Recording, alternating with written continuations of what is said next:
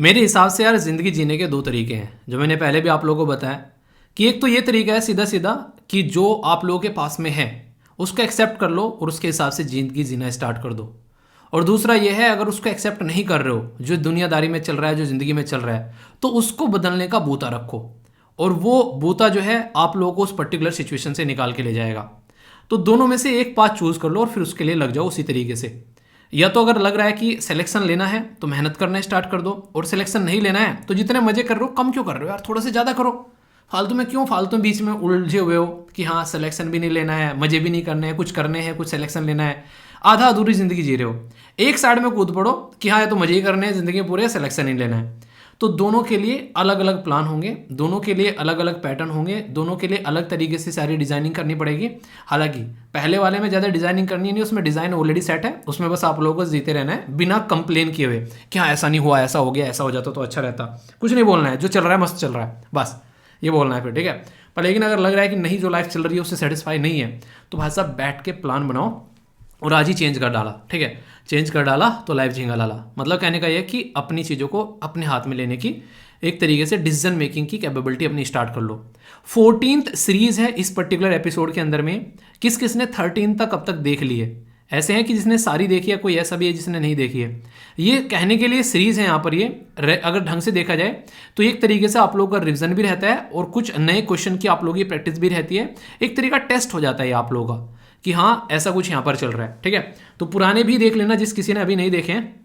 हालांकि मैंने देखा जिसके छूट गए हैं वो एक तो अभी 2-3 दिन पहले कई सारे बच्चे जो हैं पहला, दूसरा और तीसरा देख रहे थे मैंने कहा इन्होंने आज ही स्टार्ट किया लग रहा है। तो अपने मार्क्स जरूर बताना वीडियो कंप्लीट होने के बाद में कैसा लगा, आप लोगों की प्रैक्टिस कैसे हुई। अगर अच्छे इस तरीके से अटेम्प्ट कर लिए आप लोगों ने तो बड़ी अच्छी बात है, कॉन्ग्रेचुलेशन यार। पर लेकिन अच्छे से नहीं किए हैं, कम मार्क्स आ रहे हैं, तो रोना नहीं है यहाँ पे, ठीक है। क्यों? क्योंकि इसका मतलब है कि बहुत कुछ आप लोगों ने नया सीखा। अब जो सीखा ये एग्जाम में गलत नहीं होगा। तो दोनों तरीके से अपने माइंड को सेट करके चलना है, ओके। अब क्वेश्चन आएंगे एक एक कर उनको अटेम्प्ट करिएगा और फिर आंसर बताएगा और फिर वीडियो के एंड में अपना स्कोर जरूर बताना। स्कोर देखने में मुझे बड़ा मजा आता है, ठीक है। एक बच्चा है 0 स्कोर आया पर लिख दिया बंदे ने। करेज चाहिए भाई साहब इस चीज़ के लिए, ठीक है। आधे लिखते नहीं है तो शर्माते हैं। किससे शर्मा रहे हो यार, ये तो बता दो, हैं? मेरे से? मैं तो घर का आदमी हूँ, हैं? मेरे से शर्मा के कहाँ जाओगे? तो यहाँ शर्माना किसी से नहीं है, सब सीखने वाले हैं, ठीक है। तो कोई भी ऐसा नहीं है धनुर्धर बैठा है यहाँ पर, बिल्कुल। तो अच्छे से एंजॉय करना पूरी सीरीज को, और जो भी डाउट हो, समस्या हो, प्रॉब्लम हो, बता दिया करो यार अपना समझ के, हैं। आइए तो डिस्कशन स्टार्ट करते हैं। तो all the best to all of you.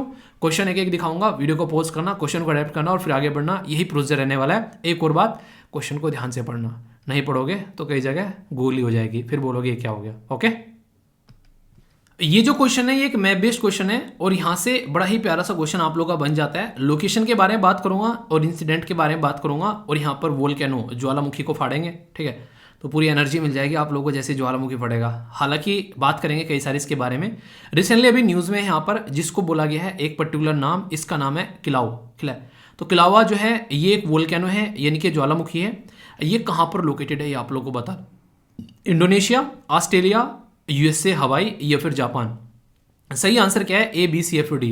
मैं एक्सपेक्ट करता हूँ कि इसका आंसर आप लोग सही दोगे क्योंकि मैंने डिटेल में आप लोगों को पढ़ाया था। तो अटेम्प्ट करो वीडियो को पॉज करके।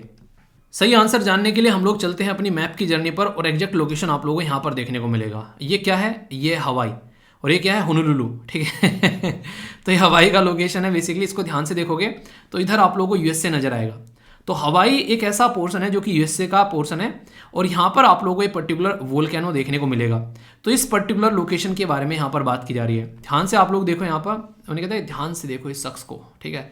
अभी थोड़ा सा जूम करके देखेंगे ताकि और पास से आप लोगों को नजर आए। आ रहा है नज़र? थोड़ा सा और जूम कर दें, ये लो, थोड़ा सा और, ये लो। अब एग्जैक्ट आप लोगों को यहाँ पर ये लोकेशन दिख रही है। इसको आप लोग कंपेयर कर सकते हैं एग्जैक्ट लोकेशन कहाँ पर है। तो ये यूनाइटेड स्टेट ऑफ अमेरिका का ये पर्टिकुलर लोकेशन है। यहाँ पर ये लोकेशन आप लोग को देखने को मिलेगी। अगर वैसे मैप में भी आप लोग देखना चाहते हैं तो ये हो गया यूएसए, और यहाँ से अगर आप लोग आएंगे तो ये लोकेशन आप लोग को हवाई आइलैंड के आसपास वाले रीजन में। तो ये जो पर्टिकुलर वोल्केनो है ये रिसेंटली अभी न्यूज़ में था। क्यों? क्योंकि ये एक एक्टिव वोल्केनो है। एक्टिव मतलब जो कि अपना काम जो है टाइम पर करता है, आप लोगों की तरह नहीं जो लेजी रहता है, ठीक है। वो है बिल्कुल सटीक तरीके से सही टाइम पर सारे काम निपटा लेता है और फिर उसको एनालिसिस भी करता है कितना निपटा लिया है। तो यहाँ पर रिसेंटली अभी यहाँ पर ये लगभग 38 ईयर बाद इरप्ट हुआ, जिसकी वजह से यहाँ पर न्यूज़ में आ गया था। तो इरप्शन की वजह से यहाँ पर ये न्यूज़ में आया। तो एग्जैक्ट लोकेशन कहाँ पर है, ये सारी बेसिक छोटी छोटी बातें हैं जो कि क्वेश्चन बन जाता है। एक और सबसे बड़ी बात यहाँ पर, अगर आप लोग इस पर्टिकुलर रीजन के बारे में बात करेंगे जिसको पैसिफिक बोलते हैं, तो पैसिफिक में आप लोगों को रिंग ऑफ फायर के बारे में मैंने आप लोगों को बताया था। रिंग ऑफ फायर एक पर्टिकुलर बेल्ट आप लोगों को देखने को मिलेगी जो पैसिफिक ओशन के जो इर्द गिर्द आप लोगों को यहाँ पर नजर आएगी। तो इसीलिए ये रीजन है जहाँ पर बहुत ज़्यादा वोल्केनो आते हैं, फटते हैं, उसी की वजह से ज्वालामुखी आप लोगों को देखने को मिलते हैं। अर्थक्वेक यहाँ पर यानी कि एक तरीके से भूकंप काफ़ी लार्ज स्केल पर आते हैं। तो इसका बेसिक रीजन यहाँ पर माना जाता है। ठीक है, तो आंसर क्या हो गया, आंसर यहाँ पर इसका सी हो गया। अभी हम लोग यहाँ पर बात करेंगे हनी मिशन के बारे में। तो honey, how are you honey, कैसे हो, हनी मिशन के बारे में बात करते हैं। तो हनी जो है, हनी मिशन ये कब हमारे देश में लॉन्च किया गया, और कहीं ना कहीं जब कोई ऐसा मिशन होता है, कोई ऐसा रिवोल्यूशन होता है, इसके बारे में सबसे इंपॉर्टेंट बात पता है क्या है, ये मिशन क्यों बन जाता है, किसी भी चीज़ को मिशन का नाम कब दिया जाता है, जो काफ़ी लार्ज स्केल पर जो जनता को भी साथ में जोड़कर चले और कुछ ऐसा काम कर जाए जो कि किसी ने सोचा ना हो, तो हम लोग उसको मिशन की कैटेगरी में रख देते हैं। ठीक है, जो कि बहुत ही एक तरीके से चीज़ों में इंप्रूवमेंट करने का कुछ ऐसा काम करे जो अब से पहले ना हुआ हो। तो इतने लार्ज स्केल पर काम को लेकर यहाँ पर चलने की कोशिश की जाती है। तो ऐसे ही मैं आप लोगों से यहाँ पर बात कर रहा हूँ अभी हनी मिशन के बारे में। तो बहुत सारी बेसिक बातें हैं जो हम लोग यहाँ पर समझेंगे, जिसके बेस पर आप लोग चीज़ें अटेम्प्ट भी करोगे और एग्जाम में आंसर भी दोगे। बोला गया कि 2015 में स्वीट रिवोल्यूशन लॉन्च किया गया, उसी से कनेक्टेड हनी मिशन आप लोगों को देखने को मिलता है। एम क्या था कि एक तरीके से एम्प्लॉयमेंट क्रिएट किया जाए, जो फार्मर है, आदिवासी हैं, महिलाएं हैं, अनएम्प्लॉयड यूथ है, और एक तरीके से बी कीपिंग यानी कि जो मधुमक्खी पालन है उसको बढ़ाया जाए और हनी का प्रोडक्शन भी बढ़ाया जाए। आप लोग को बता दूं, जो शहद आप लोग खाते हैं मैक्सिमम वो चीनी का बना हुआ आप लोगों को देखने को मिलेगा। चीनी का मतलब चाइनीज नहीं, चीनी का मतलब जो मीठा होता है चीनी उसकी। ठीक है, तो ये देखने को मिलेगा। तो इसलिए यहाँ पर जरूरी है जो सही शहद होगा ना वो सर्दियों में कभी जमेगा नहीं, और जो चीनी का होगा उसको देखना वो हमेशा सर्दियों में आप लोगों को जमा हुआ मिलेगा। जम गया तो इसका मतलब चीनी है। ठीक है, चीनी माल है, चाइनीज माल है। ठीक है, तो कौन सी स्टेटमेंट करेक्ट है ये बताना है, 1, 2, बोथ या फिर नन। तो ABCD करके आंसर आप लोगों को देना है। सही आंसर क्या है इसका, सही आंसर यहाँ पर इसका बी यानी कि सेकंड स्टेटमेंट करेक्ट है। क्यों, उसके बारे में जान लेते हैं। 2017 में यहाँ पर in the line of sweet revolution यहाँ पर हनी मिशन जो है वो लॉन्च किया गया था, और सबसे बड़ी बात है ये इन सब पर्पज के लिए लॉन्च किया गया था जो मैंने अभी आप लोगों को यहाँ पर बताया। ये सारे पर्पज KVIC यानी कि khadi and village industry commission, जो कि ministry of micro and medium enterprise के अंडर में आती है, उसके तहत यहाँ पर फार्मर जो है उनको ट्रेनिंग प्रोवाइड कराई गई। एक तरीके से यहाँ पर फोकस दिया गया कि कैसे कल को कोई यहाँ पर बीमारी होती है, कोई दिक्कत आती है, कैसे उसको मैनेज करना है बी की कॉलोनीज को।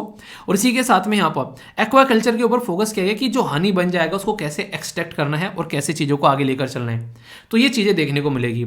शहद जो है वो इतनी बेहतरीन चीज़ है, अगर ज़िंदगी में इसको अपनी लाइफ में आप लोग अगर उतार लेते हो, बहुत सारे फायदे आप लोगों को यहाँ पर देखने को मिलेंगे। ठीक है, तो ये आप लोग ये मेमोरी बूस्टर का भी काम करता है, एंटी जो बैक्टीरियल होता है, इसी के साथ में जो बहुत सारी जो बीमारियां होती हैं उनको एक तरीके से हील करता है, अल्सर को, ब्लड शुगर को रेगुलेट करता है।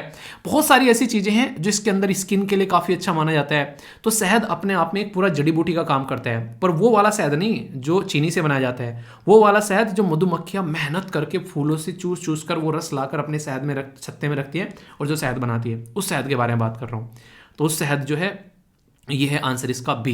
तो क्या हो गया, ये आप लोग देखिएगा क्वेश्चन पूछा जाए तो कंफ्यूज आना नहीं है। ठीक है, क्वेश्चन बने तो ये मत कहना यार यहाँ से क्वेश्चन क्यों पूछ गया, ये कहाँ से न्यूज में आ गया। एशिया पैसिफिक पोस्टल यूनियन, इसका हेडक्वार्टर आप लोगों से पूछ लिया गया, पर हेडक्वार्टर पूछना तो बहाना है, इसके बैकग्राउंड में कुछ और आप लोगों को बताना है। वो क्या होगा उसके बारे में जानेंगे। बोला गया कि इसका हेडक्वार्टर कहाँ है, मुंबई, बैंकॉक, कोलंबो या फिर ढाका। सही आंसर क्या है, ABC या फिर D, ये आप लोगों को बताना है।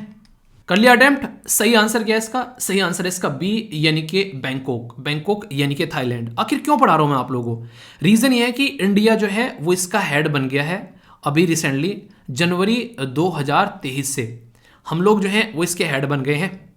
और हमारे देश के विनय जो प्रकाश सिंह है, यहाँ पर याद रखिएगा ये पर्टिकुलर पर्सन के नाम के बारे में आप लोगों से पूछा जा सकता है, तो VP सिंह के नाम से आप लोग यहाँ पर याद रख लेना। वो यहाँ पर अभी फिलहाल इसके सेक्रेटरी जनरल बन गए हैं और वो भी 4 साल के लिए। तो इसलिए यहाँ पर ये बार बार आप लोग को न्यूज़ में देखने को मिलता है। ये एक तरीका इंटर गवर्नमेंटल ऑर्गेनाइजेशन है, इसके अंदर में टोटल मिलाकर 32 मेंबर आप लोगों को देखने को मिलते हैं। बैंकॉक थाईलैंड में इसका हेडक्वार्टर आप लोगों को यहाँ पर नजर आएगा। ये जो पर्टिकुलर जो यूनियन है यहाँ पर, जो हमारा देश इसको लीड करने वाला है, ये एशिया और पैसिफिक रीजन पर फोकस देने वाला है। ठीक है, ऐसे आप लोग समझ सकते हैं।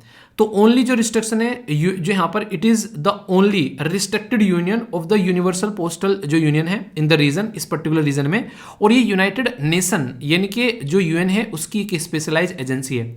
तो जब हमारा देश किसी ऐसी पर्टिकुलर ऑर्गेनाइजेशन को लीड करता है तो उसके बारे में ये बेसिक इन्फॉर्मेशन तो पूछना बनता है। तो एग्जाम में क्वेश्चन पूछा जा सकता है कि कौन बने हैं, कहाँ पर है, बेसिकली क्या इसके अंदर मेंबर हैं, क्योंकि ऑर्गेनाइजेशन से बहुत सारे क्वेश्चन रिसेंटली अभी एग्जाम में पूछे गए आप लोगों से।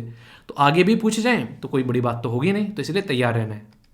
रिसेंटली यहाँ पर काफ़ी ज़्यादा न्यूज़ में रही जियो स्पेशल टेक्नोलॉजी, जिसके बारे में आप लोगों को पता होना चाहिए कि यहाँ पर बात की जा रही है which of the following are the application of geospatial technology. Geospatial technology क्या होती है पहले उसके बारे में पता होना चाहिए, फिर आप लोगों को एप्लीकेशन के बारे में पता चलेगा। बोला गया कि डिजास्टर मैनेजमेंट में काम आती है, सोशल प्लानिंग में काम आती है, एग्रीकल्चर में भी इस्तेमाल कर सकते हैं, और रूरल इंफ्रास्ट्रक्चर जो है उसमें डेवलपमेंट में भी इस्तेमाल कर सकते हैं। आप लोगों के माइंड में यार होगा यार ऐसी क्या चीज़ है इतनी जगह इस्तेमाल किया जा सकता है, ठीक है। तो इसके बारे में पहले मैं आप लोगों से बात करूंगा ताकि आप लोग चीज़ों को समझ सकें, और रिसेंटली ये काफ़ी ज़्यादा न्यूज़ में भी थी चीज़ें, तो इसके चलते आप लोगों से क्वेश्चन भी पूछा जा सकता है, ठीक है। तो बेसिक इन्फॉर्मेशन बात करेंगे अभी यहाँ पर। अभी क्या हुआ बेसिकली, जो हमारे अगर बात करें यहाँ पर जियो स्पेशल टेक्नोलॉजी को ध्यान में रखते हुए हमारे देश में एक एनिवर्सरी सेलिब्रेट की गई इसकी अभी रिसेंटली, और जिसमें कई सारे विलेज जो हैं उनको काउंट कर कर स्वामित्व स्कीम लॉन्च की गई थी। स्वामित्व स्कीम में क्या था कि लोकल एरिया में जो एरिया है उनको हम लोग काउंट करेंगे और ओनरशिप प्रोवाइड कराएंगे यहाँ पर पर्टिकुलर लैंड किसकी है। तो जो जियो स्पेशल टेक्नोलॉजी होते हैं ना, इसमें जीआईएस यानी कि ज्योग्राफिक इंफॉर्मेशन सिस्टम, इसी के साथ में जीपीएस यानी कि global positioning system, remote sensing का इस्तेमाल कर कर उस पर्टिकुलर एरिया की इंफॉर्मेशन को इकट्ठा किया जाता है, यानी कि 3D मैपिंग की जाती है, चीज़ों को आइडेंटिफाई किया जाता है। कल को एग्रीकल्चर के बारे में बात करें तो कहाँ कहाँ पर कितनी पैदावार हो रही है वो देखना है। ये सारी चीज़ें आप लोगों को यहाँ पर देखने को मिलती है। कहाँ पर डिजास्टर हो गया तो वहाँ पर क्या क्या फैसिलिटी प्रोवाइड करानी है। सोसाइटी को भी हम लोग डेवलप कर सकते हैं काफ़ी अच्छे लेवल पर इस पर्टिकुलर चीज़ का इस्तेमाल कर कर। 1 मिनट में देख लेते हो ना पिज्जा की डिलीवरी कहाँ तक आ गई है, या फिर आप लोग कोई भी अगर चीज़ें मंगाते हो तो ये इसके चलते काफ़ी इंपॉर्टेंट एरिया है, और इसका इस्तेमाल कर कर और चीज़ों को अच्छे से लेकर चलने की बात की जा रही है। ये सेक्टर में इतना पोटेंशियल है कि आने वाले टाइम में बहुत सारे लोगों को ये जॉब प्रोवाइड करा सकता है, जैसे कि प्राइवेट कंपनी अमेजन, जोमेटो, ये सारी स्विगी, ये ओला, उबर, ये सारे इन्हीं चीज़ों का इस्तेमाल कर रहे हैं आज की डेट में, जिसको जियो स्पेशल सिस्टम आप लोग बोलते हैं। Crisis management, disaster management, social planning, कोविड-19 के टाइम पर कितने सारे लोगों को हम लोग एक तरीके से कोविड-19 के टाइम पर सपोर्ट प्रोवाइड करा पाए इन्हीं चीज़ों का इस्तेमाल कर कर कि एक पर्टिकुलर पर्सन कह रहा है यहाँ पे ये चीज़ें खत्म हो गई, वो प्रोवाइड कराना। तो स्किल प्रोवाइड कराने के पीछे भी एक काफ़ी बड़ा रीज़न है कि हम लोग स्किल प्रोवाइड करा सकते हैं इसके हिसाब से कि पता चले कि आखिर क्या चीज़ें हो रही हैं यहाँ पर, ठीक है। तो ये काफ़ी इंपॉर्टेंट है। तो ये सारे एरिया जो हैं वो इसी के अंडर में आप लोगों को नजर आएंगे, तो इसलिए ये काफ़ी ज़्यादा न्यूज़ में भी था, और इसलिए इसके ऊपर मैंने आप लोगों से डिटेल में जो रेगुलर हमारी वीडियो आती है उसके अंदर में आर्टिकल भी डिस्कस किया था, ठीक है। किस किस को याद है वो आर्टिकल? अगर याद होगा तो इस क्वेश्चन का आंसर देते हैं, मुझे नहीं लगता कि आप लोगों को कोई दिक्कत होगी, ठीक है। तो ये काफ़ी इंपॉर्टेंट है, तो आंसर डी हो गया। ये सारी चीज़ें हैं इसके अंदर में, कोई भी कंफ्यूजन नहीं होना चाहिए जो बताए हैं अभी, इसके हिसाब से चलोगे तो आंसर जो है डी आप लोगों को देखने को मिलेगा, यानी कि all of the above, okay. इस क्वेश्चन के ऊपर तो आप लोगों को प्राउड फील होना चाहिए। आखिर क्यों? अभी आप लोगों से बात करूंगा। आधार लाइक प्लेटफॉर्म फॉर 9 कंट्री, जिसका नाम है यहाँ पर modular open source identity platform, यानी कि MOSIP, ये किसके द्वारा डेवलप किया गया है ये आप लोगों को बताना है। ये जापान के द्वारा, इंडिया के द्वारा, कोरिया के द्वारा, या फिर USA के द्वारा। तो बड़ा ही शानदार क्वेश्चन आप लोग इसको बोल सकते हैं अपने आप में, क्योंकि बात की जा रही है एक मॉड्यूलर ओपन सोर्स, और ये डेवलप किया गया है किसके द्वारा, और 9 देशों के लिए डेवलप किया जा रहा है। एक था कि अपने लिए बना लेना, एक भाई साहब दूसरों के लिए बना रहे हैं हम लोग यहाँ पर, तो इसलिए क्वेश्चन काफ़ी इंटरेस्टिंग यहाँ पर बन जाता है। तो international institute of information technology जो कि बेंगलुरु के अंदर में है, हमारे देश के द्वारा इसको डेवलप किया गया है। ये एक ऐसा प्लेटफॉर्म है जो कि आधार लाइक डिजिटल आइडेंटिटी, हमारे देश में आधार है, बताओ उसके अंदर कितने डिजिट है आधार के अंदर में, वो हमारे देश का है, हमारा आधार है। ऐसा ही आधार कार्ड जो है हम लोग दुनिया के लिए तैयार कर रहे हैं, ताकि दुनिया के जो देश है जैसे फिलीपीन हो गया, मोरक्को हो गया, श्रीलंका हो गया, युगांडा हो गया, इथोपिया हो गया, ये देश भी अपने देश में ऐसा ही कोई सिस्टम आइडेंटिटी का यूज कर सके, ताकि लोगों को आइडेंटिफाई किया जा सके ईजिली। फायदे बहुत होते हैं। अगर पता चला इस पर्टिकुलर इंसान के पास में आधार कार्ड है, कल को कोई क्राइम करता हुआ पकड़ा गया, उसका हाथ रख दो उस पर, स्कैन करने वाली मशीन पर तुरंत खुल के आ जाएगी कहाँ कहाँ के इसका बचपन है, कहाँ का क्या है, इसकी आंखों की पुतली, फिंगरप्रिंट, सब कुछ आ जाएगा, यानी कि उसकी जन्म पत्री निकल कर आ जाएगी। तो कल को चलकर एक तरीके से इंसान को आइडेंटिफाई करना, अपनी आइडेंटिटी की प्रूफ के तौर पर यूज़ करना, कोई बैंक अकाउंट खुलवाना, कोई इंटरनेट बैंकिंग का इस्तेमाल करने के लिए जो चीज़ें इस्तेमाल की जाती हैं, कई आप लोग उसमें जाते हैं कैफ़े वगैरह में, या फिर आज की डेट में जो इलेक्शन कमीशन ऑफ इंडिया इस्तेमाल कर रहा है कि आप लोगों का आधार कार्ड को इलेक्शन वोटर आइडेंटिटी कार्ड के साथ में इस्तेमाल जो कनेक्ट किया जा रहा है, ताकि वही इंसान वोट डाल सके जो रियलिटी में वो इंसान है, कोई और वोट ना डाल सके। तो बहुत सारे पॉजिटिव फायदे देखने को मिलेंगे। तो जब फायदा होता है तो फिर सब आते हैं लाट टपकाते हुए। अब ये देश आ रहे हैं क्योंकि इनको लग रहा है कि बहुत बढ़िया चीज़ बना ली है, ठीक है। और हमारे देश में कई बार हम लोग आधार की इज्जत नहीं करते हैं उन्हें कहते हैं कि दूर लोग इज्जत कर रहे हैं और नहीं, अपने गांव में लोग इज्जत नहीं दे रहे हैं, भाई साहब शहर में जाओ तो सब इज्जत दे रहे हैं तो वो वाली बात है। तो आंसर क्या हो गया? आंसर यहाँ पर इसका बी हो गया। और अपने आधार को बेसिकली अच्छे से रखा करो, ऐसा नहीं किसी को पकड़ा दिया, गलत इस्तेमाल भी हो सकता है, तो सुरक्षा आप लोगों के हाथों में, ठीक है। छोटा सा बड़ा प्यारा सा क्वेश्चन है, यहाँ पर बात की जा रही है ड्राफ्ट ऑनलाइन गेमिंग पॉलिसी के बारे में, लॉन्च की गई है यूनियन मिनिस्ट्री के द्वारा। तो कौन सी मिनिस्ट्री के द्वारा? Ministry of electronics and information technology, ministry of defence, ministry of finance, ministry of information and broadcasting. तो कॉमन सेंस का क्वेश्चन है, अगर मैं बेसिक बोलूँ तो आप लोगों को इसका पता होना चाहिए कि कौन कर सकता है ये काम। ऑनलाइन गेम खेलने हैं, ठीक है, तो डिफेंस तो खिलाने से रही, फाइनेंस भी खिलाने से रही, इंफॉर्मेशन एंड ब्रॉडकास्टिंग, इसमें कंफ्यूजन हो सकता है, और यहाँ पर इलेक्ट्रॉनिक्स एंड इंफॉर्मेशन टेक्नोलॉजी अगर समझोगे तो लैपटॉप का इस्तेमाल किया जा रहा है, ऑनलाइन गेमिंग सेमिंग, तो टेक्नोलॉजी का काम होगा ना कोई। तो यहाँ पर कौन सी है? ये वाली मिनिस्ट्री आप लोगों को देखने को मिलेगी। अभी न्यूज़ में क्यों है? क्योंकि कई सारे गलत तरीके से चीज़ों का इस्तेमाल किया जा रहा है, तो उसके लिए हमारे देश में एक पर्टिकुलर कोड है, intermediary guideline and digital mythical, जो डिजिटल जो मीडिया एथिक कोड है, उसको प्रपोज किया गया ताकि ऑनलाइन गेमिंग जो भी चल रहे हैं गलत तरीके से, बैटिंग लग रहे हैं, सट्टा लगाया जा रहा है, उसको कम से कम रोका जा सके। तो उसके ऊपर काम करने के लिए बोला गया कि कोई भी अगर कुछ ऐसा काम कर रहा है तो KYC अपनी देगा। KYC का मतलब क्या होता है? Know your customer. तो यहां पर वो सारी इंफॉर्मेशन प्रोवाइड कराएगा और उसी के बेस पे चीज़ों को आगे कंटिन्यू यहां पर कर पाएगा।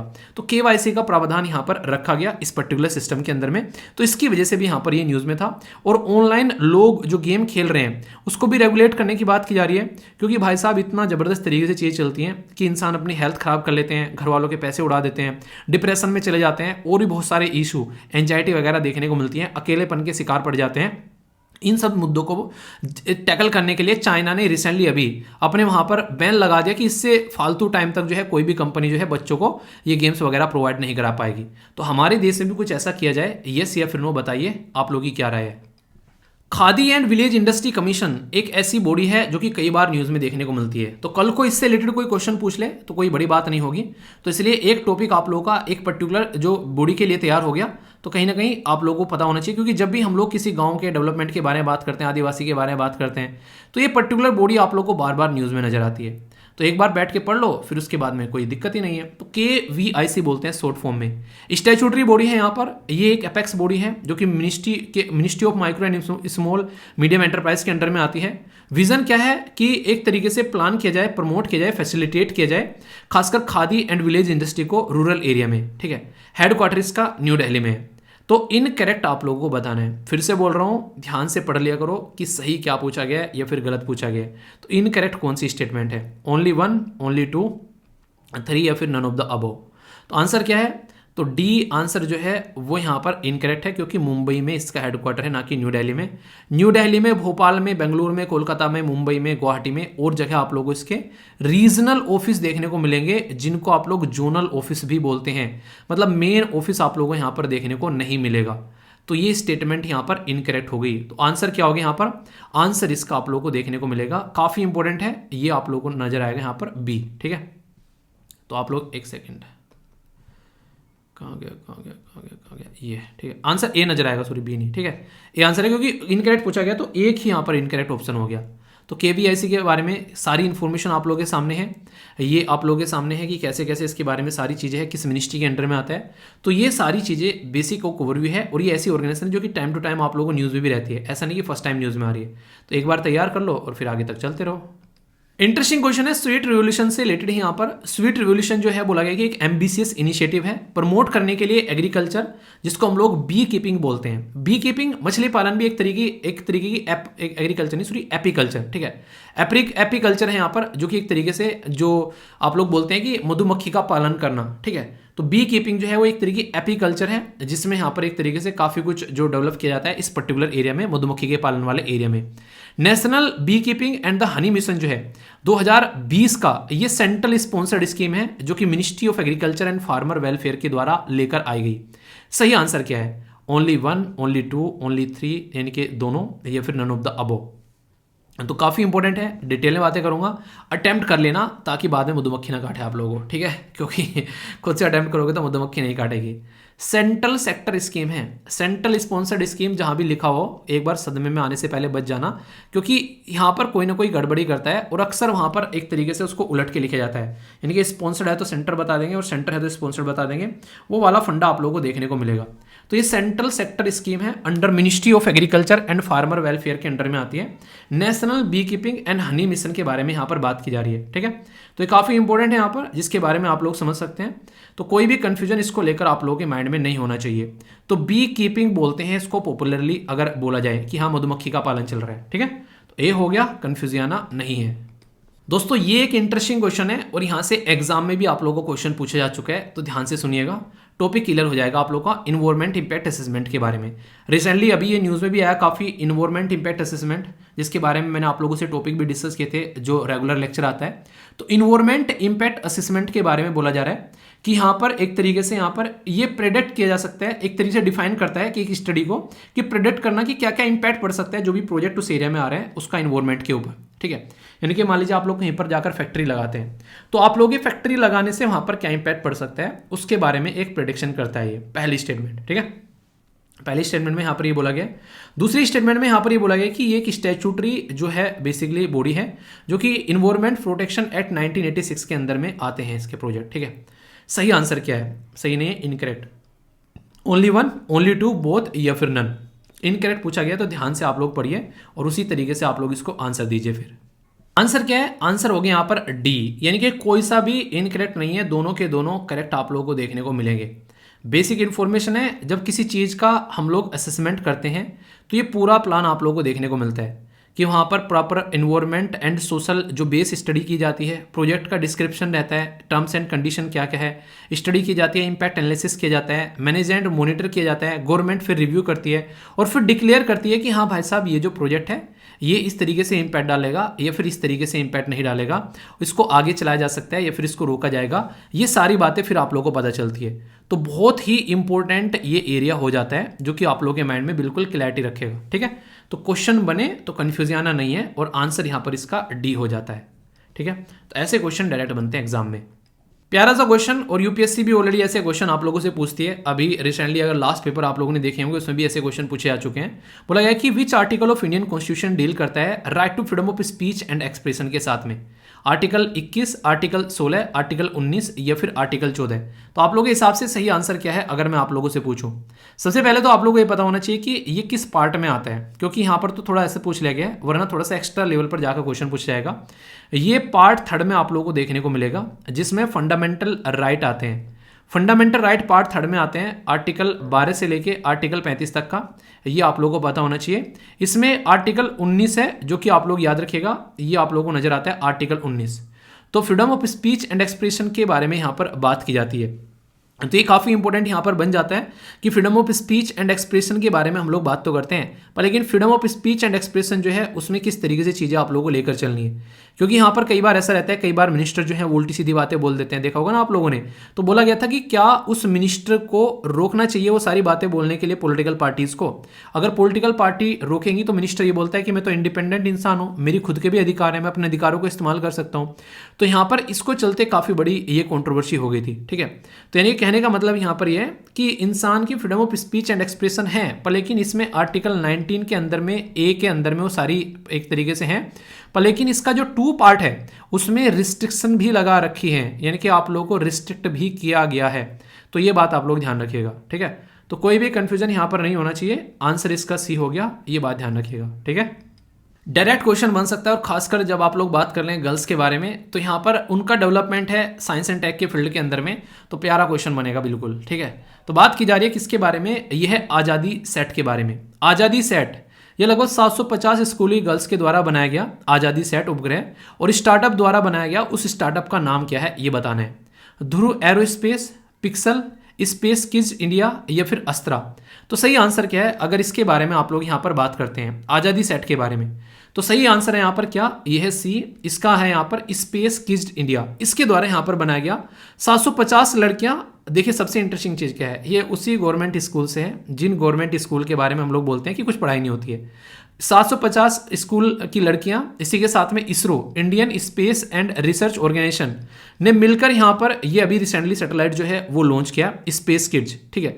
तो ये जो प्रोजेक्ट है यहाँ पर, ये नीति आयोग के द्वारा भी यहाँ पर सपोर्ट किया गया। तो ये देखिए, ये वुमेन एम्पावरमेंट के साथ साथ में हमारी कंट्री में साइंस एंड डेवलपमेंट का एक काफ़ी बड़ा उदाहरण है आप लोगों के सामने। तो आंसर यहाँ पर इसका सी हो गया। याद रखिएगा, आज़ादी सेट, स्पेस किड्स इंडिया, कोई कंफ्यूजन नहीं होना चाहिए। जल्लीकट्टू रिसेंटली अभी काफ़ी ज़्यादा न्यूज़ में था। तो ये एक फेस्टिवल सेलिब्रेट किया जाता है सदर्न इंडिया में, इसके बारे में आप लोगों को बताना है। इसमें क्या करते हैं, जो बेसिकली बुल रहता है उसकी टैम, जो उसकी ठेठ रहती है, उसको पकड़कर उसको कंट्रोल करने की कोशिश की जाती है, तो उसको हम लोग जल्लीकट्टू बोलते हैं, ठीक है। तो जल्लीकट्टू एक ट्रेडिशनल स्पोर्ट है जो कि काफ़ी पॉपुलर है इंडियन स्टेट तमिलनाडु के अंदर में, ये बोला गया। दूसरी स्टेट में बोला गया कि सेलिब्रेट करता है in the month of April during the time जो रहता है तमिल हार्वेस्टिंग फेस्टिवल, पोंगल के टाइम पर आप लोगों को देखने को यहाँ पर ये मिलता है। कौन सी स्टेटमेंट इनकरेक्ट है ये आप लोगों को बताना है। Only one, only two, both या फिर नन ऑफ द अबोव। तो A B C F D सही आंसर क्या है ये आप लोग बताइए। ध्यान से पढ़ लिया करो, करेक्ट पूछा गया है या फिर इनकरेक्ट पूछा गया है। तो वहां पर इनकरेक्ट पूछा गया है। तो यहाँ पर आप लोग देखते हैं ये अप्रैल के महीने में पूछा गया पोंगल, और ये कब रहता है पोंगल, अप्रैल के महीने में थोड़ी ना रहता है, ये आप लोगों को बताइए। तो एक काफ़ी प्यारा सा क्वेश्चन आप लोगों का बन जाएगा। जनवरी के महीने में यहाँ पर ये तमिलनाडु के अंदर में जो पोंगल फेस्टिवल सेलिब्रेट किया जाता है उसके साथ में जल्लीकट्टू जो है वो कोरिलेटेड है। और सबसे बड़ी बात जो मैं आप लोगों को एक्सप्लेन करने वाला हूँ, यहाँ से क्वेश्चन भी बन सकता है। अभी यहाँ पर इसके ऊपर बैन लगाने की बात की गई क्योंकि इसकी वजह से कई सारे लोगों की भी जान जाती है और इसी की वजह से जानवरों को भी काफ़ी दिक्कतें झेलनी पड़ जाती है। तो बोला गया कि इसको बंद कर देना चाहिए। कई सारी ऐसी एनिमल जो राइट प्रोटेक्ट करने वाली ऑर्गेनाइजेशन सामने निकल कर आई, पर यह बोलकर मना कर दिया बंद करने से कि हम जब बात करते हैं आर्टिकल 19 और आर्टिकल 30 हमारे संविधान के अंदर में, तो पार्ट 3 में आप लोगों को पता है फंडामेंटल राइट है, उसमें आर्टिकल 12 से लेकर आर्टिकल 35 तक फंडामेंटल राइट है। उसमें आर्टिकल 29 और आर्टिकल 30 जो हैं ये बेसिकली अधिकारों के बारे में बात करते हैं जो कि कल्चर से रिलेटेड राइट आते हैं, ठीक है। तो अपने कल्चर के अधिकारों का इस्तेमाल जो करने की बात हम लोग यहाँ पर करते हैं, तो हमारे खुद की कल्चर है, हमारे खुद के अधिकार हैं, तो उनको हम लोग को प्रोटेक्ट करना है, उसके बारे में यहाँ पर बात की जाती है। तो ये काफ़ी बेसिक है यहाँ पर, इसलिए बोला गया कि इसको प्रोटेक्ट करना हमारा काम है। और बोला यह गया कि जो ये यहाँ पर बैल जो सांड यूज़ किए जाते हैं, बैल यूज़ किए जाते हैं, ये अगर इस गेम में इस्तेमाल नहीं किए जाएंगे तो इसके अलावा इनका कोई यूज़ है ही नहीं है। तो अगर ये गेम में इस्तेमाल होने बंद हो गए तो कल को ये खत्म हो जाएंगे पृथ्वी पे से। ये इसलिए भी यहाँ पर काफ़ी इंपॉर्टेंट है इस पर्टिकुलर प्रजाति को बचाए रखने के लिए भी। तो ऐसी बातें बोली गई, कल्चर का पार्ट है, कई सालों से पुराने चालों से यहाँ पर चला हुआ है, ऐसे नहीं कि अभी यहाँ पर निकल कर आया। तो इसके चलते यहाँ पर कई सारी बातें निकल कर आती है। देखिए कई इस बार ना कुछ सही और कुछ गलत नहीं होता है, ठीक है। दोनों अपनी जगह सही हैं, दोनों अपनी जगह गलत भी हो सकते हैं। उसका मिड पाथ निकालना होता है ताकि ज़्यादा नुकसान न हो। तो बुद्धा वाला पाथ क्या होगा वो देखने वाली बात होगी। तो आंसर क्या है, आंसर यहाँ पर इसका बी हो गया। तो ओनली 2 आंसर, ओके। हॉकी के ऊपर अगर क्वेश्चन बन जाए आप लोगों का तो कोई सोचने वाली बात नहीं होगी यार हॉकी के ऊपर क्यों बन गया, क्योंकि हमारे देश में आप लोगों ने देखा होगा कि हॉकी से रिलेटेड गेम जो है उसके सेलिब्रेशन के बारे में तो क्वेश्चन आप लोगों से बन सकता है, ठीक है। तो इंटरनेशनल हॉकी फेडरेशन ये बोला जा रहा है कि फाउंड की गई थी 1924 में और हेडक्वार्टर आप लोगों को बेल्जियम में देखने को मिलेगा। बोला गया कि रेस्पॉन्सिबल जो हॉकी के मेजर इंटरनेशनल टूर्नामेंट्स होते हैं वो यहाँ पर इसके द्वारा कंडक्ट कराए जाते हैं ऑल ओवर वर्ल्ड में। ये बातें यहाँ पर बोली गई है। सही आंसर क्या है, 1, 2, बोथ या फिर नन। तो सही आंसर है यहाँ पर क्या, वो है बी, यानी कि सेकंड स्टेटमेंट सही है, फर्स्ट गलत है। क्यों, क्योंकि यहाँ पर स्विट्जरलैंड में जो लुशान है उसके अंदर में इसका हेडक्वार्टर आप लोगों को देखने को मिलेगा। तो ये एक ऐसी बॉडी है जो कि यहाँ पर कंडक्ट कराती है यहाँ पर इसका वर्ल्ड कप, और ये कहीं ना कहीं एक तरीके से लगभग 140 के करीब नेशनल इसके साथ में एसोसिएटेड है। इसके अंदर में इंग्लिश और फ्रेंच लैंग्वेज जो है वो इस्तेमाल की जाती है, और इंडिया भी जो है वो यहाँ पर इसके साथ में कनेक्टेड है, ये आप लोग देख सकते हैं। तो इसलिए क्वेश्चन बन सकते हैं आप लोगों से। तो यहाँ पर एक इंपॉर्टेंट टॉपिक ये हो जाता है। हॉकी वर्ल्ड कप जो कि आप लोग इंडिया के साथ में कनेक्ट करके देख सकते हैं, तो एक बेसिक क्वेश्चन भी बन सकता है, और ये क्वेश्चन थोड़ा सा हिस्ट्री के साथ में कनेक्टेड है, इसके बैकग्राउंड के साथ में। बोला गया कि हॉकी वर्ल्ड कप जो है वो कन्विंस किया गया कि ऐसा भी कोई वर्ल्ड कप होना चाहिए इंडिया और पाकिस्तान के द्वारा। पाकिस्तान में इनॉग्रेल वर्ल्ड कप स्टार्ट हुआ था, उसने डिफेंड किया यहाँ पर किसको, बेसिकली स्पेन को 1971 में। टूर्नामेंट जो है एवरी 4 ईयर देखने को मिलती है, फर्स्ट एडिशन से ही। और यहाँ पर आप लोग देखोगे ये बेसिकली एक तरीके से जो ओलंपिक के साथ में यहाँ पर बाइसेक्ट करती है, ठीक है। करेक्ट स्टेटमेंट क्या है, 1 2 2 3 1 3 या फिर ऑल ऑफ द अबव। बहुत ही प्यारा क्वेश्चन है, सुनकर आप लोगों को मजा आएगा इसका आंसर इसका ये है, फर्स्ट और सेकंड यहाँ पर सही है। मतलब क्या है, सबसे पहले बता दूं कि यहाँ पर ऐसा कोई वर्ल्ड कप होता नहीं था, पर इंडिया और पाकिस्तान के द्वारा जबरदस्ती की गई दुनिया के साथ में कि भाई ऐसा वर्ल्ड कप होना चाहिए बहुत लार्ज स्केल पर। हमारे देश में ध्यानचंद साहब जो थे, आप लोगों को पता है, हॉकी के जादूगर, बहुत सारे प्लेयर थे इंडिया और पाकिस्तान के अंदर में। 5th एडिशन जो था इंटरनेशनल हॉकी वर्ल्ड कप का, ये 5th नहीं है यहाँ पर, ये 15th है, ठीक है। तो इसको आप लोग याद रखिएगा, ये 15th एडिशन है जो कि रिसेंटली अभी देखने को मिला आप लोगों को हमारे देश में। ये जनवरी 13 से 29 जनवरी तक का, ये भुवनेश्वर और इसी के साथ में राउरकेला के अंदर में, ठीक है। तो ये इंपॉर्टेंट है यहाँ पर। इसी के साथ में यहाँ पर अगर हम लोग बात करते हैं तो फर्स्ट एडिशन जो था वो 1971 में पाकिस्तान में होना था, पर लेकिन पाकिस्तान में नहीं हुआ, स्पेन में पहुंच गया। और फिर यहाँ पर ये काफ़ी बड़ी बात है, ठीक है। तो पाकिस्तान में होना था पर लेकिन स्पेन में पहुंचा यहाँ पर किसी रीजन की वजह से, सिक्योरिटी इश्यूज़ की वजह से। इंडिया जो है वो यहाँ पर होस्ट करने वाला था 1975 में, ठीक है। तो ये मूव हो गया मलेशिया में क्योंकि हमारे देश में भी इमरजेंसी लगी। तो इस तरीके से समझ सकते हैं, कुछ ऐसे इश्यूज़ हैं इसके साथ में कनेक्टेड जो कि आप लोग यहाँ पर समझ सकते हैं। पर अच्छी बात क्या है यहाँ पर, जो पाकिस्तान के लिए आप लोग देखते हैं, पाकिस्तान ने इनॉग्रेल वर्ल्ड कप जो है वो जीता, डिफीट करके स्पेन को उसके घर में जाकर 1971 में पहला। तो ये थी पाकिस्तान की तैयारी इसको लेकर, तो है ना बड़ी बात एक तरीके से। तो समझ सकते हैं इसको लेकर कन्फ्यूज़न नहीं होना चाहिए, कन्फ्यूज़न होगा तो उसको दूर करना है। तो बड़ा ही प्यारा ये क्वेश्चन आप लोगों से एग्जाम में बन सकता है, तो इसके बारे में याद रखिएगा, ठीक। इंटरेस्टिंग क्वेश्चन है ये भी यार अपने आप में, क्योंकि थोड़ा सा नहीं एक तरीके हिस्ट्री के साथ में कनेक्ट करके पूछ लिया जाता है तो इंपॉर्टेंट क्वेश्चन बन जाता है, करंट का और मिक्सचर हो गया। तो world first palm leaf manuscript, ये म्यूजियम जो है वो कहाँ पर अभी रिसेंटली बेसिकली देखने को मिला। दुनिया का पहला ताड़पत्ती पांडुलिपि संग्रहालय किस देश में, राज्य में स्थित है? कर्नाटका, केरला, तमिलनाडु या फिर यहाँ पर उड़ीसा। सही आंसर क्या है आप लोगों को ये बताना है, अटेम्प्ट करो। सही आंसर है इसका केरला, यानी कि आंसर क्या हो गया यहाँ पर, आंसर हो गया इसका बी सही। वर्ल्ड कप फर्स्ट है, सबसे बड़ी बात तो यहाँ पर यह है, देश का फर्स्ट नहीं बता रहा हूँ मैं, वर्ल्ड कप फर्स्ट है यहाँ पर ये।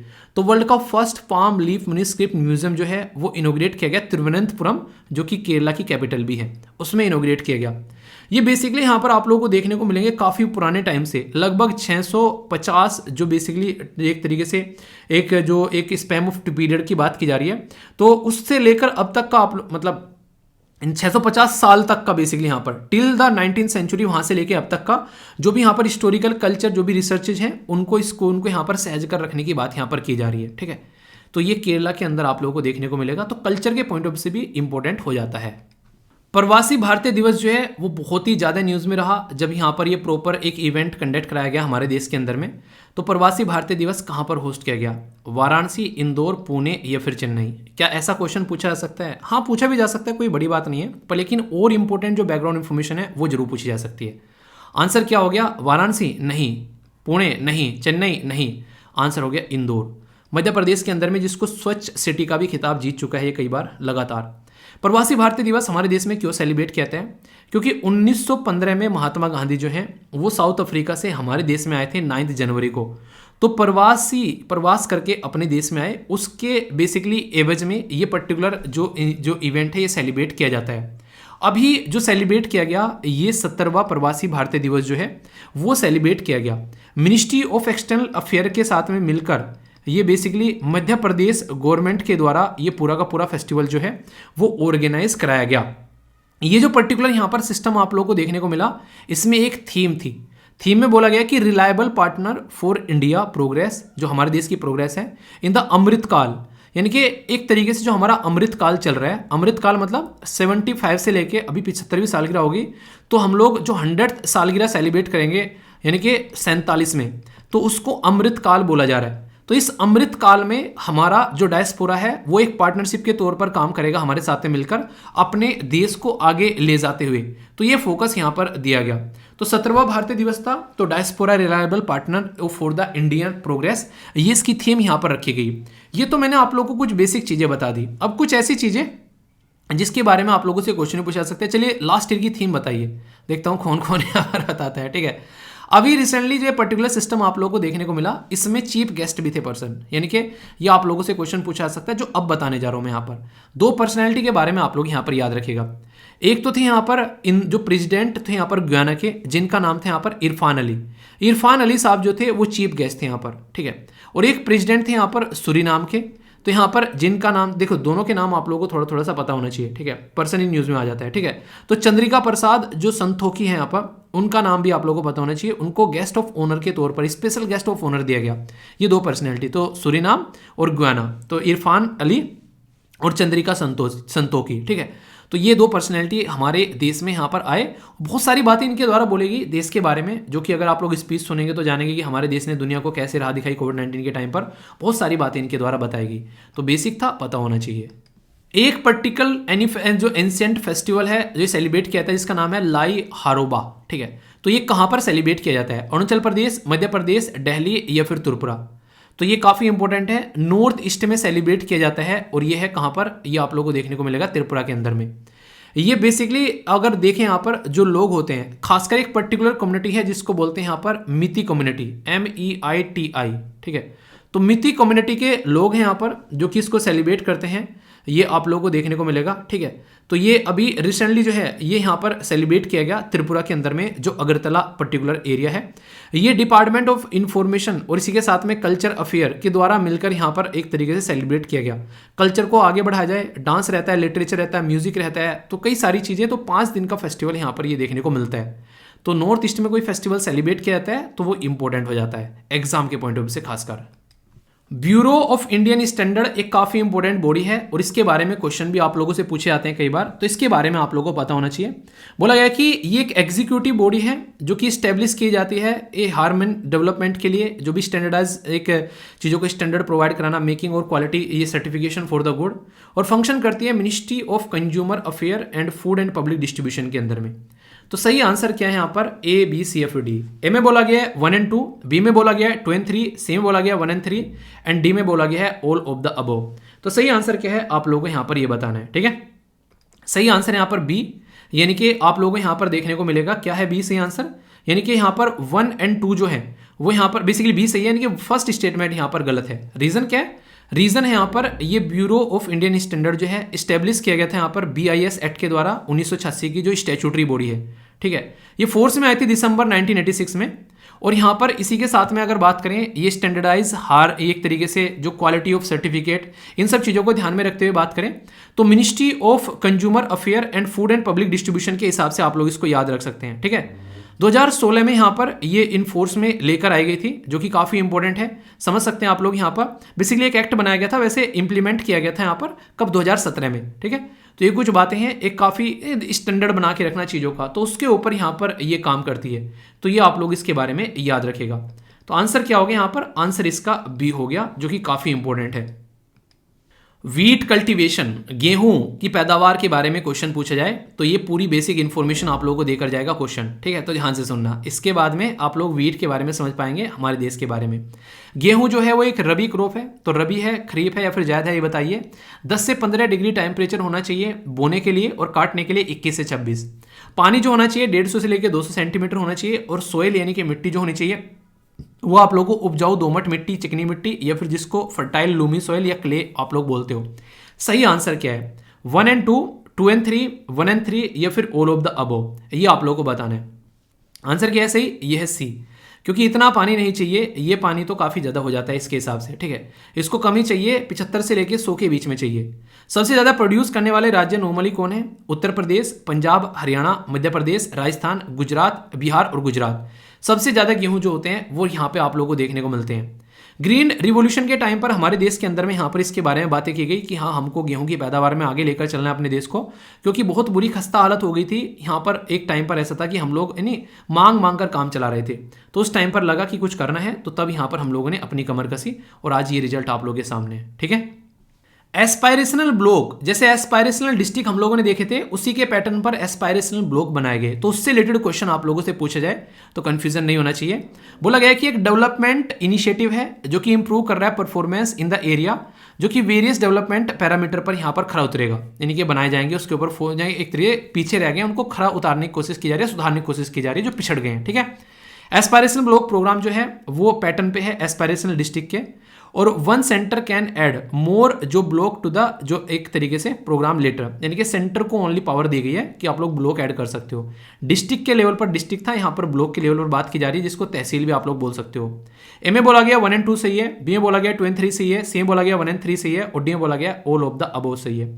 सही आंसर क्या है? A B C F D, तो सही आंसर है यहाँ पर ए, यानी कि 1 and 2। एस्पायरेशनल ब्लॉक प्रोग्राम जो है ये यूनियन बजट में हमारे देश में अनाउंस किया गया था कि हाँ यार ऐसा कोई प्रोग्राम लेकर आना चाहिए ताकि लोकल लेवल पर चीज़ों को डेवलप किया जा सके। तो यहाँ पर ये इनिशिएटिव डेवलपमेंट के स्टार्ट किए गए 31 राज्य और यूनियन टेरिटरी उत्तर प्रदेश, बिहार, मध्य प्रदेश, झारखंड, उड़ीसा और वेस्ट बंगाल को ध्यान में रखते हुए 500 के करीब डिस्ट्रिक्ट जो हैं वो यहाँ पर अच्छे लेवल पर लेकर चले गए। स्टेट ऐड कर सकता है यहाँ पर बाद में, ना कि सेंटर, क्योंकि ये संघवाद का ढांचा भी लेकर चलना है। ठीक है, तो ऐसा नहीं कि मनमानी चलानी है, तो स्टेट को यहाँ पर पावर दी गई है। तो इस तरीके से आप लोग समझ सकते हैं, ऐसे क्वेश्चन अक्सर आप लोगों से पूछे जाते हैं। तो आंसर क्या हो गया? आंसर यहाँ पर ए हो गया, यानी कि 1 and 2। थर्ड स्टेटमेंट यहाँ पर गलत है। ईट राइट स्टेशन बहुत ज्यादा न्यूज में है, किसके द्वारा ये बेसिकली सर्टिफिकेट्स दिया जाता है? रेलवे, एफसीआई, ये एसएबी या फिर डब्ल्यूएचओ। सही आंसर क्या है यहाँ पर? ये आप लोगों को बताना है। FSSAI यानी कि food safety and standard authority of India, इसके बारे में बात की जा रही है। तो क्या है सही आंसर? ये आप लोगों को बताना है। मानिए कि एक तरीके से ये इसके द्वारा ये आंसर दिया जाता है, basically food safety and standard authority के द्वारा वाराणसी कैंट को अभी यहाँ पर ये पर्टिकुलर स्टेटस दिया गया है। तो ये काफी इंपॉर्टेंट है यहाँ पर। तो ईट राइट जो स्टेशन के बारे में पूछे, एक तो ये पॉइंट आप लोगों को यहाँ पर पता होना चाहिए, कोई कंफ्यूजन नहीं होना चाहिए। 5 स्टार रेटिंग यहाँ पर दी जाती है ताकि जो स्टेशन है, खाने पीना कैसा है वहाँ पर, उसको और अच्छे लेवल पर हम लोग देख सकें। तो इससे रिलेटेड यहाँ पर क्वेश्चन भी आप लोगों से पूछा जा सकता है। ठीक है, तो ये food safety and standard authority of India के अंदर प्रोग्राम है। हमारे देश में टेक्नोलॉजी का काफी अच्छा इस्तेमाल किया जा रहा है। तो व्हाट्सएप का इस्तेमाल कर कौन सी स्टेट ने स्टार्ट किया है कि एंटरप्रेन्योर यानी कि जो बिजनेसमैन है, जो उद्यमी है, वो अपनी कंप्लेन दर्ज कर सकता है जो भी दिक्कत आ रही है व्हाट्सएप के थ्रू। तो कौन सा राज्य ने यहां पर काम किया इसमें? गुजरात, केरला, अरुणाचल प्रदेश, वेस्ट बंगाल। आप लोग कॉमन सेंस अगर लाएंगे तो अरुणाचल प्रदेश में तो इतनी टेक्नोलॉजी है नहीं, ना ही वेस्ट बंगाल में, या तो गुजरात हो सकता है या फिर केरला। पर लेकिन गुजरात अगर केरला को, दोनों को आप लोग देखोगे टेक्नोलॉजी में सबसे ज्यादा इंटरनेट कौन यहाँ पर इस्तेमाल कर पा रहे हैं सब चीजों में, तो एक आंसर आप लोगों को केरला मिल जाएगा बड़ी आसानी से, क्योंकि केरला जो है वो बहुत ही इन चीजों में आगे चल रहा है, जिसकी कुछ हद नहीं है। ठीक है, नेक्स्ट क्वेश्चन एक काफी प्यारा सा क्वेश्चन है। आमंत्रण पोर्टल के बारे में बात की जा रही है। आमंत्रण यानी कि बुलावा, तो ये पोर्टल का पर्पज क्या है? पहला स्टेटमेंट में यहां पर बोला गया है इसका पर्पज है यहां पर ग्रीवेंस रिड्रेसल, शिकायत का निवारण करना। दूसरा बोला गया है एक तरीके से बेसिकली यहां पर इन्विटेशन मैनेजमेंट यानी कि निमंत्रण देना है। ठीक है, तीसरा बोला गया जॉब जनरेशन यानी कि नौकरी एक तरीके से बढ़ाना। नेक्स्ट बोला गया एडॉप्शन ऑफ द चाइल्ड यानी कि बच्चों को गोद लेना। सही आंसर क्या है? ये तो होने से रहा, सीधी सीधी बात है, आमंत्रण, निमंत्रण, इन्विटेशन ही होगा और क्या होगा। ठीक है, तो गवर्नमेंट का इनिशिएटिव है यहाँ पर, ऑनलाइन इन्विटेशन भेजे जा रहे हैं, लॉन्च किया जा रहा है आमंत्रण पोर्टल, जिसके चलते सेल ऑफ टिकट जो यहाँ पर रिपब्लिक जो डे परेड है उसमें यहाँ पर इसके थ्रू चीजें बेची जाती हैं। ठीक है, तो ये काफी इंपॉर्टेंट आप लोगों से पूछा जा सकता है क्वेश्चन, किसकी वजह से है और क्या क्या चीजें हैं। प्यारा क्वेश्चन, बहुत ज्यादा न्यूज में रहने वाला है, आगे भी न्यूज में मिलेगा, लंबे समय तक चीजें चलने वाली हैं। कास्ट सेंसस के बारे में बात की जा रही है, कौन से स्टेट के द्वारा लॉन्च किया गया? बिहार, आसाम, वेस्ट बंगाल या फिर उत्तराखंड? तो सही आंसर क्या है बताइए? ABCFD। क्या है सही आंसर? सही आंसर है यहाँ पर बिहार। बिहार के द्वारा अभी रिसेंटली यहाँ पर ये सेंसस लॉन्च किया गया, जो कि एक डेकेड का सेंसस होता है। यहाँ पर बेसिकली डेसिमल फॉर्म में यहाँ पर आप लोगों को एक तरीके से देखने को मिलता है, वो क्या कहते हैं, डिजिटल फॉर्म में आप लोगों को यहाँ पर देखने को मिलेगा। Normally schedule caste, schedule tribe, OBC, तो कास्ट को यहाँ पर काउंट किया जाएगा, जिससे कि और इफेक्टिव चीज़ों को इम्प्लीमेंटेशन किया जा सके। लोग कुछ सपोर्ट करते हैं, कुछ अपोज करते हैं, पर लेकिन मिड पाथ निकाल कर चलते हैं, देखते हैं क्या रिजल्ट आता है। फिलहाल अभी चीज़ें स्टार्ट हुई हैं, तो आंसर बिहार है यहाँ पर। ठीक है, इंटरेस्टिंग है यहाँ पर UN habitat world habitat award 2023 एक पर्टिकुलर मिशन है, जिसका नाम यहाँ पर बेसिकली आप लोगों से पूछा जा सकता है जग मिशन। तो जग मिशन जो है वो किस स्टेट का है, ये आप लोगों को बताना है। गुजरात, तमिलनाडु, उड़ीसा या फिर हरियाणा? सही आंसर क्या है? देखिए, जग मिशन के बारे में डायरेक्ट पूछा जाए कौन सा स्टेट है, तो स्टेटमेंट बन सकती है UPSC के अंदर में, पर इसका पर्पज क्या है, ऐसा क्वेश्चन जरूर पूछा जा सकता है। उड़ीसा के द्वारा जग मिशन लॉन्च किया गया था यहाँ पर, ये इसके चलते इनके द्वारा क्या किया गया, लगभग 1,75,000 के करीब जो फैमिली है, ठीक है, उनको बेसिकली ग्रांट किए गए लैंड टेन्योर सिक्योरिटी, ताकि वो अपनी जिंदगी का गुजर बसर कर सकें। और इसी के साथ में लगभग 3,000 के करीब जो स्लम जो है बेसिकली यानी कि झुग्गी झोपड़ी वाले हैं, उनका भी अपलिफ्टमेंट किया गया उड़ीसा राज्य के अंदर में। तो इस मिशन को यूएन के अंदर भी सराहना मिली, तो उसकी वजह से यहाँ पर ये न्यूज़ में था। तो उड़ीसा के लिए है, और उड़ीसा अगर आप लोग स्टेट पीसीएस की तैयारी कर रहे हैं तो बहुत ही इंपॉर्टेंट क्वेश्चन ऐसे बन जाते हैं आप लोगों के लिए। इंटरेस्टिंग क्वेश्चन है यहाँ पर, फूड जो प्राइस इंडेक्स जो है वो किसके द्वारा पब्लिश किया जाता है? तो यूनिसेफ, एफएओ, आईएमएफ या फिर वर्ल्ड बैंक। तो याद रखिएगा इसका सीधा सीधा आंसर क्या है, बड़ा ही प्यारा सा आंसर है, वो है फूड एंड एग्रीकल्चर ऑर्गेनाइजेशन। उसके द्वारा यहाँ पर ये पब्लिश किया जाता है, जिसके बेस पर यहाँ पर कई सारी चीज़ें काउंट की जाती हैं। तो ऐसे इंडेक्स के बारे में डायरेक्ट क्वेश्चन पूछ जाए तो कन्फ्यूज आना नहीं है। कैसा लगा ये डिस्कशन और कितने मार्क्स आप लोगों को मिले ये जरूर बताना। मैं ये देखने के लिए आतुर रहता हूँ कि आप लोगों ने पार्टिसिपेट किया है कि नहीं किया है। इतने सारे बच्चे वीडियो देखते हैं तो कम से कम मुझे नाम भी पता होना चाहिए ना कि कौन कौन पार्टिसिपेट कर रहा है, कितने नंबर आप लोगों के आ रहे हैं। टीचर को अगर स्टूडेंट के बारे में नहीं पता होगा तो कैसे काम चलेगा? तो इसलिए जरूर बताया करो, अपना कम से कम स्कोर लिख दिया करो, ठीक है। तो ये था आज का डिस्कशन। कोई दिक्कत, कोई परेशानी, कोई डाउट हो तो बताना, अच्छे से एंजॉय करो और इसी के साथ में फीडबैक जरूर देना, वीडियो कैसी लगी है। कोई इंप्रूव करने के लिए फीडबैक हो तो वो भी बताना। तो नेक्स्ट वीडियो मिल दो, तब तक के लिए बड़ों को नमस्ते, छोटों को प्यार, छोटी सी लाइफ एंजॉय करार। मिलता हूँ नेक्स्ट वीडियो में, तब तक के लिए जय हिंद।